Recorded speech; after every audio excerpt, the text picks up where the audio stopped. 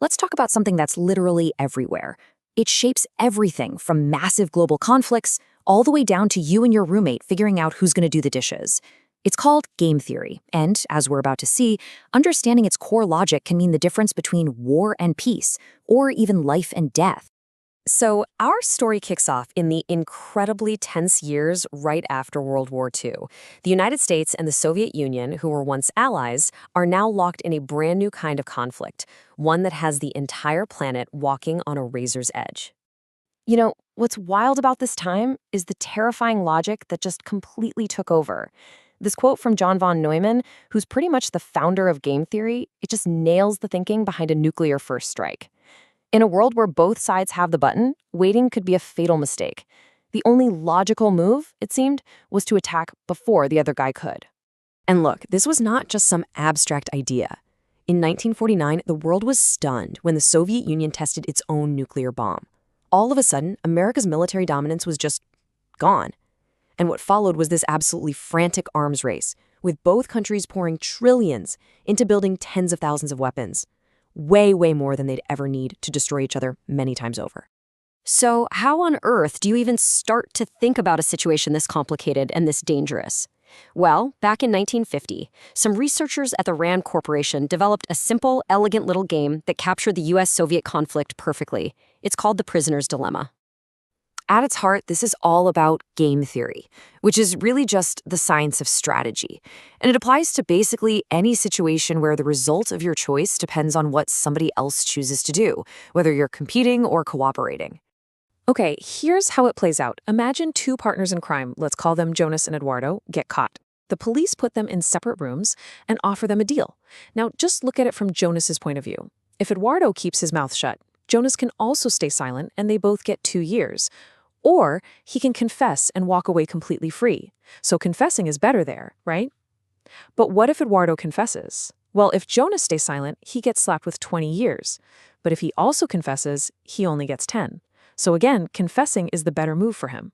So you see what's happening here? No matter what your partner does, your best personal move is always to betray them. In game theory, that's called a dominant strategy. It's the choice that gives you the best outcome no matter what. But, and this is the whole paradox, if both players follow that perfectly rational logic and betray each other, they'd both end up with 10 years in prison, which is a way worse outcome than if they had just trusted each other and cooperated. Now, that single-shot dilemma seems pretty bleak, but it brings up a really fascinating question. What happens when you have to deal with the same person or country over and over again? Well, in 1980, a political scientist named Robert Axelrod decided to find out by hosting a pretty unusual competition, a computer tournament. He basically put out a call to game theorists all around the world. He said, "Send me your computer programs. We're going to make them play the prisoner's dilemma against each other hundreds and hundreds of times." The goal was simple: which strategy is going to score the most points over the long haul? And the strategies he got were all over the place, from insanely complex to brutally simple. On one end, you had a program called Friedman, which was maximally unforgiving. It would cooperate at first, but if you betrayed it even once, it would betray you forever. No second chances. On the other end of the spectrum was a strategy called tit for tat, and it was just beautifully simple. And after running all the simulations, after all the digital dust settled, the winner was tit for tat, the simplest program of the bunch. All it did was start by cooperating, and then on every following move, it just copied what its opponent did the last time. That's it. This incredibly simple, reciprocal strategy beat all of the more complicated and frankly more malicious programs. I mean, this result was just stunning. So Axelrod dug into the data to figure out why this simple approach was so powerful. And he discovered that the most successful programs, tit for tat included, all shared 4 key qualities.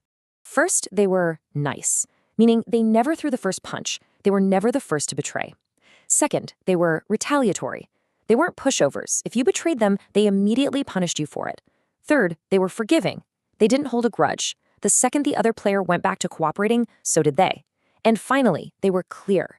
Their logic was so simple that other programs could easily figure out what was going on, and that helped build a kind of digital trust. And get this wasn't some lucky fluke. Axelrod ran a second, even bigger tournament. This time, all 62 contestants knew that tit for tat had won the first one.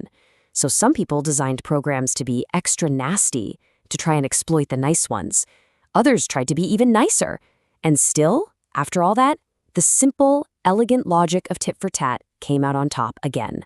Okay, so what's really amazing here is how these ideas stretch far beyond computer simulations. Because let's be honest, the real world is messy. It's never perfect. There's always noise, misunderstandings, mistakes, and flat-out errors. And for a chilling real-world example of that, let's go to 1983. A Soviet early warning satellite suddenly detects what it thinks are multiple U.S. missiles screaming towards Russia. But it was a false alarm. The system had mistaken the sun's reflection off some high-altitude clouds for a missile launch. The officer on duty, a man named Stanislav Petrov, had just minutes to decide if this was real. Reporting it up the chain of command would have almost certainly triggered a full-scale Soviet nuclear retaliation. Instead, he went with his gut. He reported it as a system malfunction and made the choice to believe that 0 missiles were actually on their way. That decision very likely saved the world. This story just brilliantly illustrates the need for a fifth rule: be a little more forgiving. There's actually a strategy called generous tit for tat, which will occasionally forgive an unprovoked betrayal, just in case it was a mistake. And it actually performs better in environments where miscommunication can happen. You see this all the time, right? In business, when a partner misses a deadline, or in a relationship when a text gets misinterpreted. A little bit of grace, a little forgiveness, can save the whole thing from falling into a death spiral of retaliation. And this really gets to the core of a huge misconception people have. A lot of us think of life as being like poker or chess. Those are zero-sum games. For me to win, you have to lose. My gain is your loss. But most of life, most of our important interactions, they operate on a totally different logic. They're non-zero-sum. And this leads us to what might be the most powerful insight of all. To win in life, you don't have to get your reward by taking something away from the other player. You and the other player can actually work together to get a reward from the banker, which is just a metaphor for nature, or the economy, or the world around you. True, lasting success often comes from creating these win-win situations. Cooperation pays, even among rivals. In the end, it's the players themselves who shape the environment they live in. A world filled with betrayal just breeds more betrayal, but a world built on cooperation allows for trust and prosperity to actually grow and flourish. So it kind of leaves us all with a question to ask ourselves.